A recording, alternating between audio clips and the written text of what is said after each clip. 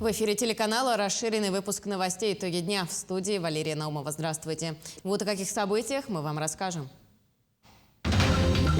Практика борьбы с лесными пожарами. Новые подходы к реагированию на климатические вызовы. Стартовала работа Ленского клуба.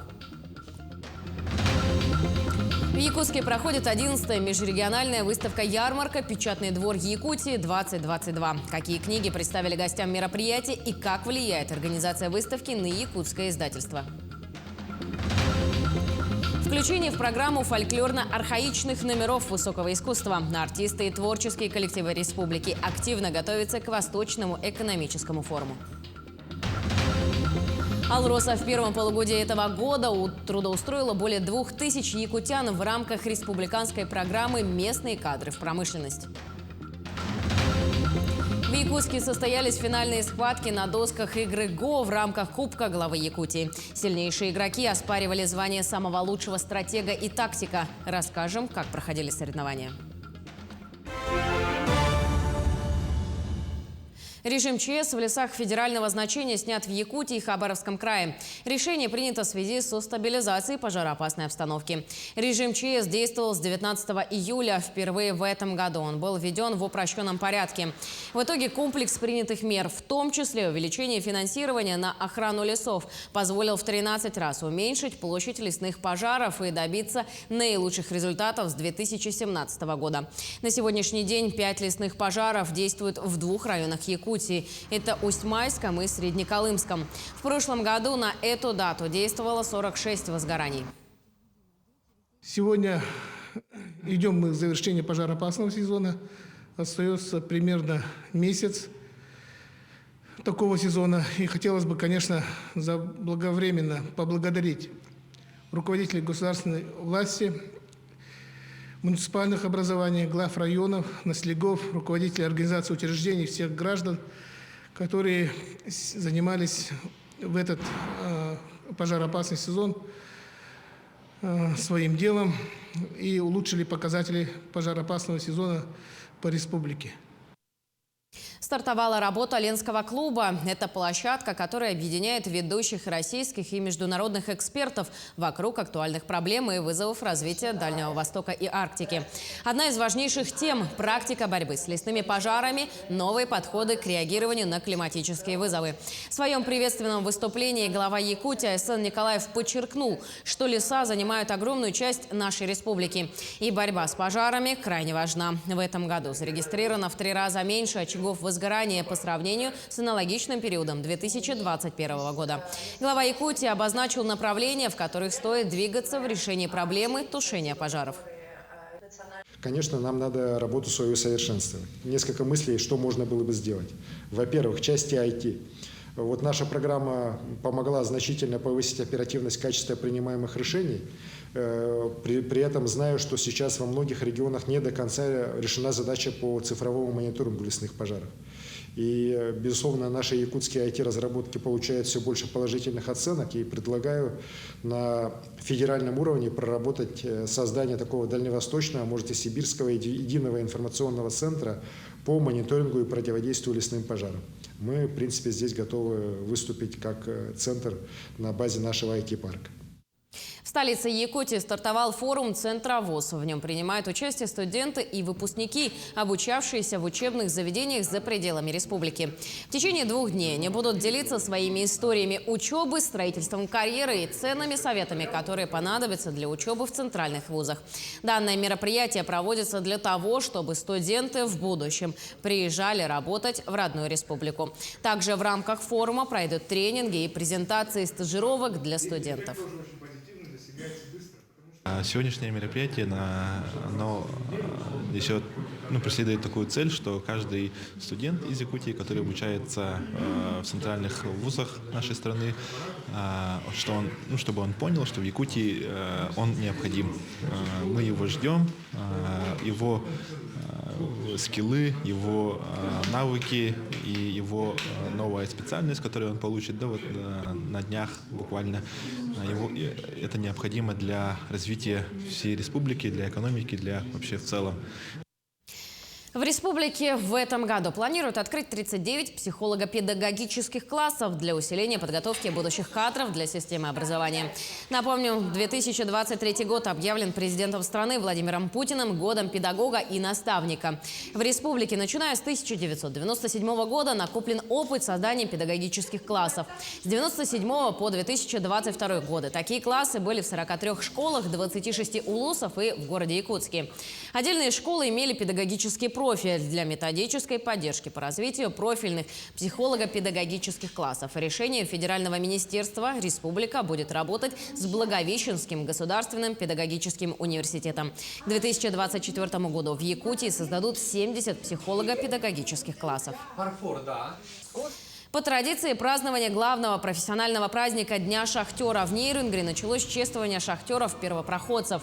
У мемориала Алексея Столыпина в память всех погибших при освоении Южно-Якутского угольного комплекса участники торжественного митинга отдали дань уважения всем горнякам и ветеранам шахтерской профессии. Отличившимся работникам угледобывающей отрасли, тем, кто внес вклад в развитие горного дела, за добросовестный труд вручили награды и грамоты.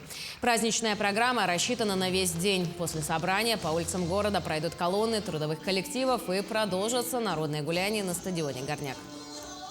Я хотел бы отдельно пожелать семьям наших шахтеров, горняков веры, надежды, чтобы ждали всегда мужиков своих с работы, чтобы наши угольщики были всегда на высоте, добивались достойных результатов, безопасного им труда, достойной зарплаты. Всего самого доброго и хорошего в такой вот радостный день. В Якутске стартовала 11-я межрегиональная выставка-ярмарка «Печатный двор Якутии-2022». Мероприятие пройдет с 26 по 27 августа и приурочено к столетию Якутской ССР. Какие книги представили гостям мероприятия и как влияет организация выставки на якутское издательство, в материале Саргаланы Неустроевой. Здесь на выставке можно найти книги на любой вкус, но есть и совсем необычные издания. К примеру, вот такие книги с интересным оформлением или такие карманные миниатюры. Однако, встретив такие, готовьте кошелек, ведь чем удивительнее книга, тем она дороже. Впрочем, без покупок с ярмарки выставки «Печатный двор Якутии» вряд ли кто уйдет. Здесь свои книги представило даже старейшее издательство Москвы «Молодая гвардия». Среди экземпляров издательства есть и те, что издавались на якутском языке, в частности, произведения детской писательницы Анны Гончаровой. По словам автора, работа якутских специалистов ей очень понравилась, и она всегда открыта к сотрудничеству с другими национальными издательствами. Я услышала, как звучат мои истории на якутском, и до сих пор это волшебное ощущение такого певучего голоса. Дети их читали, есть даже ролик в интернете, где дети читают мои истории на якутском. Это удивительно, волшебно, поскольку ваш язык прекрасен, и я очень горжусь, что мои первые истории теперь звучат на таком волшебном древнем якутском языке. В целом на выставке ярмарки были представлены лучшие работы издательства не только республики, но и других регионов Дальнего Востока, Москвы, Новосибирска и даже Казахстана. А главной целью мероприятия стала популяризация чтения и печатного издательства, что стало особенно актуально в эпоху всеобщей цифровизации. Мы видим, что книга борется за свое место, борется с социальными сетями, борется с гаджетами, борется вообще с другим времяпровождением. И я надеюсь, что мы чуть-чуть побеждаем. То есть мы, скажем так, своей позиции не сдаем. И вот эта выставка в Якутске, она позволяет взглянуть,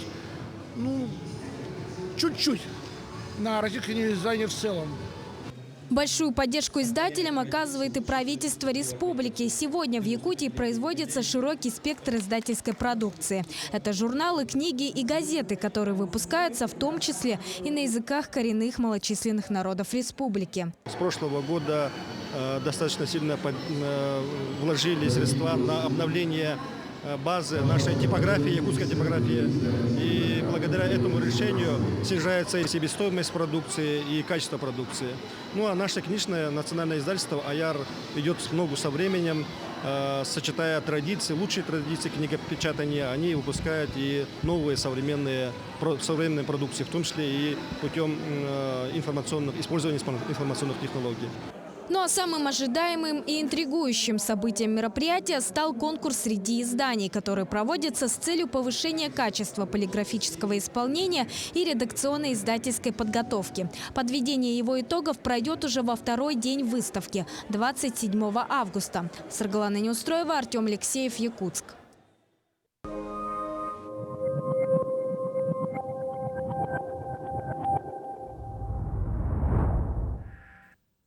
Артисты и творческие коллективы Якутии активно готовятся к Восточному экономическому форуму. Они представят большую культурную программу, посвященную столетию образования Якутской ССР. На форуме впервые выступят артисты якутского балета и цирка. А в концертной программе планируется включение фольклорно-архаичных номеров высокого искусства. Также в рамках ВЭФ пройдут дни якутского кино, где участники и гости мероприятия смогут посмотреть и оценить 5 лучших якутских фильмов последних лет. Кроме этого, они смогут встретиться с режиссерами и артистами картин. Напомним, 7-й Восточный экономический форум пройдет в городе Владивостоке с 5 по 8 сентября. В рамках этой программы ожидается большое выступление, которое состоится 8 числа в 3 часа 30 минут. Программа на 1,5 часа, в которой мы будем показывать основные достижения нашего региона, как из архаики, так и до наших дней, то есть современное искусство. Российский лидер по добыче алмазов «Алроса» в первом полугодии этого года трудоустроила более 2000 якутян в рамках республиканской программы «Местные кадры в промышленность». О том, как работают в промышленных предприятиях специалисты, смотрите далее. Местные кадры в промышленность. Ежегодно крупнейшая алмазодобывающая компания «Алроса» предоставляет рабочие места тысячам жителей Якутии. Только в этом году за первые 6 месяцев трудоустроено свыше 1300 молодых специалистов и более 600 работников из сельской местности. На участке Прииск-Маят работает 1400 человек. Как раз сейчас прошла половина промывочного сезона. В этом году должны промыть 4,5 миллиона песка с алмазами. Из них большая половина уже сделана. Все идет по плану. До конца сезона. «Алроса» охотно принимает молодежь, предоставляя ей возможность для развития и роста профессиональных навыков. Они работают по разным специальностям, как рабочим, так и инженерно-техническим. Также есть возможность повышения квалификации в корпоративном университете компании.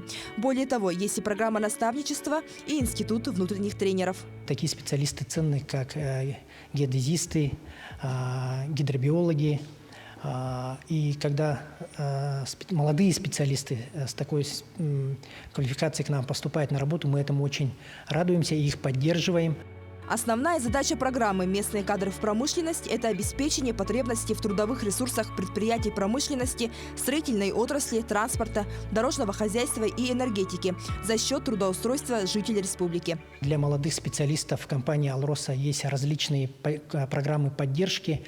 Если, к примеру, к нам трудоустраивается молодой специалист без жилья, то мы в первые годы выделяем ему общежитие, а в дальнейшем, если он желает приобрести квартиру, то в этом вопросе тоже компания «Алроса» помогает. В настоящий момент, в течение уже 6 лет, сейчас уже 6-й год идет реализация этого проекта, компания по итогам 2021 года стала победителем в номинации «Лучший работодатель за вклад в развитие трудовых ресурсов Республики Саха-Якутия». За годы участия в программе с 2018 года на работу в предприятиях «Алроса» трудоустроились свыше 10 тысяч жителей Якутии. Из них большая половина – представители молодежи до 35 лет. В алмазах Анабара работаю уже больше 10 лет, по специальности кладовщик. В мои обязанности входит приемка прибывшего груза и распределение по участкам. Ежегодно наша база расширяется. На работу многие приезжают. Компания «Алмаз Анабара», входящая в группу «Алроса», вышла на допандемийные показатели. Акционерное общество ведет деятельность на территории 3 арктических районов Якутии – в Анабарском, Оленёкском и Булунском улусах. В связи с увеличением плана горных работ компания активно инвестирует в техническое перевооружение и замену оборудования, а также обучает своих специалистов. У нас сейчас несколько мероприятий намечено, которые идут с целью обучить людей молодых правильной эксплуатации техники, бережного отношения к технике. И, соответственно, эти программы мы сейчас подкрепляем стимулированием, возможно, будет премирование, которое мы планируем вести в этом третьем квартале где-то или в четвертом уже будем пробовать. Информация об имеющихся вакансиях еженедельно публикуется в официальных аккаунтах «Алроса», ВКонтакте и в Телеграм-канале, а также на портале «Работа в России». Светлана Амосова, Иннокентий Соловьев, Якутия. Якутия и Московский парк Коломенское продолжат сотрудничество. Соответствующее соглашение было подписано в столице. Уже много лет в парке Коломенское традиционно проводится праздник Исаах, установленный СРГ. В этом году на торжестве белого изобилия собралось около 20 тысяч гостей, которые с удовольствием окунулись в культуру народа Саха. Организаторы уже начали подготовку к Исааху 2023 года и обещают много нововведений.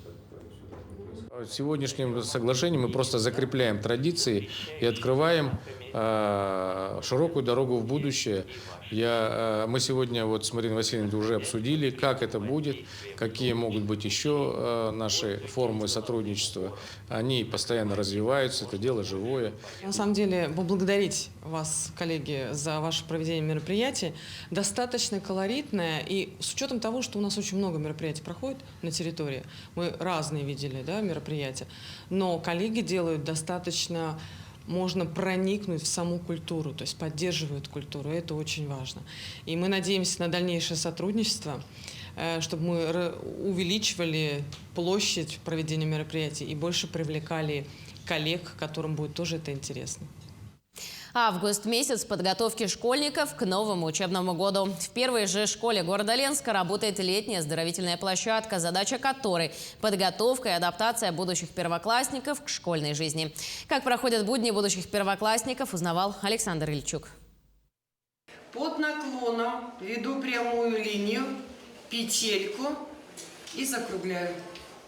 Буквы разные писать учат в школе, но не только во время учебного года. В школе номер 1 города Ленска организовали площадку первоклассника. Дети ознакомились с созданием школы, и сейчас у нас проходят учебные занятия, на которых мы готовим детей к письму. Далее у нас проходят занятия по математике. Детям площадка нравится, ведь помимо получения новых знаний, ребята знакомятся со своими будущими одноклассниками. Мне нравится математика, гулять там. И вкусно кормят. Мне нравится, как мы делаем русский язык. Еще, когда мы гуляем, всегда интересно, что будет, где с друзьями на перемене. Уроки письма, математики и общее знакомство со школьными коридорами. Все это облегчит пребывание ребят в их первом учебном году. Немаловажно, что подготовкой занимаются именно те педагоги, которые начнут их обучение с начала сентября. Один из них – учитель с большим стажем Альбина Ермакова, очередь которой выстроилась в первый день подачи документов, 1 апреля. Также у нас набирают первые классы молодой специалист Демидюк Елизавета Игоревна. Она выпускница нашей школы, и мы очень рады, что она вернулась в школу, и она будет преподавать нынче. И также учитель с большим опытом Мария Валерьевна, которая тоже набирает первый класс. То есть у нее тоже есть свои поклонники, как мы говорим. Родители тоже в восторге от такого полезного досуга, ведь их дети заняты в течение всего рабочего дня и при этом получают трехразовое питание. Ну а те, кто не успел или еще выбирает школу для своего первоклассника, могут смело приходить в первую. Здесь еще ведется набор. Александр Ильчук, Ленск. Всероссийскому обществу спасания на водах 150 лет. В честь этого события в Доме правительства номер 2 прошло торжественное мероприятие, где были отмечены лучшие сотрудники и награждены медалями за спасение утопающих. Напомню, «Восвод» – это старейшая общественная организация страны. В Якутии она была организована в 2019 году. И с тех пор его активисты ежегодно стоят на страже человеческих жизней. У нас тут есть и школьники у нас активно участвовали, и взрослые там разных категорий. Потому что это у нас добровольное общество, и люди приходят добровольно. Там у нас нет зарплаты, у нас такого ничего нет. В Якутске состоялись финальные схватки на досках игры ГО в рамках Кубка главы Якутии. 3 дня сильнейшие игроки в ГО со всей России оспаривали звание самого лучшего стратега и тактика. О том, как проходил кубок, в материале моего коллеги Александра Хавренко. Игра ГО появилась более 5000 лет назад. В середине 20 века игра стала популярна и в нашей стране. В 2022 году крупный турнир по игре ГО впервые прошел на якутской земле. Сам турнир в Якутии был задуман у нас в прошлом году, когда мы посетили чемпионат мира в Владивостоке. И тогда на полях родилась эта идея провести в Якутии свой крупный турнир, который бы имел такую знаковость. И у нас, я думаю, что получилось. Сегодня в Якутск приехали лучшие игроки со всей России, с очень обширной географией от Калининграда до Владивостока. И они каждый день показывают безумно сложные партии. Мы очень рады тем, что наши игроки, в том числе, это Федор Александр, это Виктор Павлов, это Федор, они играют за одними столами с признанными гроссмейстерами, мастерами спорта, и получают у них этот опыт игры. Но не только игроки из России приехали на турнир. Станислав Фрейляк, профессиональный игрок в ГО из Польши, с большим удовольствием принял приглашение поучаствовать в турнире. Организация и форма его проведения оставила у польского спортсмена массу самых положительных эмоций. Это такой турнир, на котором я раньше никогда не бывал, и вообще я не знаю, если проходили большие турниры на теплоходе, на каком-нибудь корабле. Так что очень интересная идея, и очень приятно находиться в таком месте и смотреть наружу. Вчера мы доплыли на Линские столбы, и тоже было время, чтобы мы пошли наверх и посмотрели всю природу вокруг. Так что в этом плане турнир очень необычный и очень приятно в таком участвовать. Безусловно, проведение столь крупного турнира даст свои плоды по развитию и популяризации игры ГО в нашей республике, уверен глава Якутии Айсен Николаев. Это, безусловно, признание Якутии как одного из возможных уже в будущем недалеком центров игры ГО у нас в России. И я рад, что у нас с каждым годом мы видим просто качественный и количественный рост тех людей, которые увлекаются и начинают играть в ГО.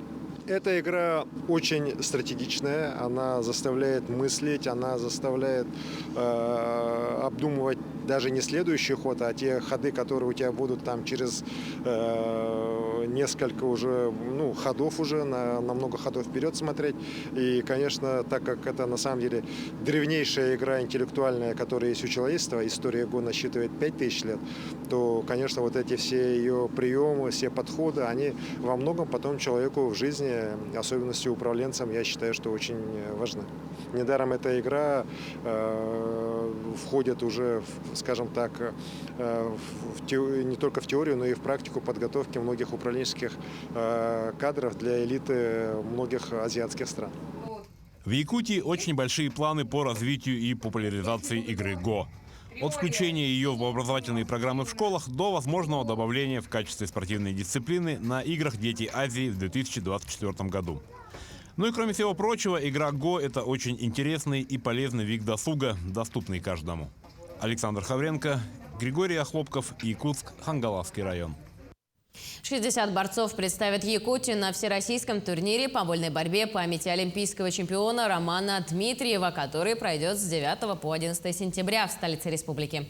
На сегодняшний день полным ходом идет подготовка наших спортсменов по группам. Так, первая группа проходит отбор в городе Сочи, вторая на спортивной базе Манитах, а третья в родных стенах училища Олимпийского резерва. Предварительно ожидается участие 150 спортсменов из различных регионов России. Важной особенностью предстоящего турнира является 50-летие победы Романа Дмитриева в Олимпийских играх 1972 года. В 10 весовых категориях и состав команды у нас это члены сборной команды Азербайджан, Молдова, Казахстан, Киргизия, Монголия, Белоруссия. И вот мы ждем 7 команд зарубежных стран. До 21 года и 2002-2004 годов рождения спортсмены. Из наших ожидаем участия 150 спортсменов. На этом у нас все новости. Всего доброго.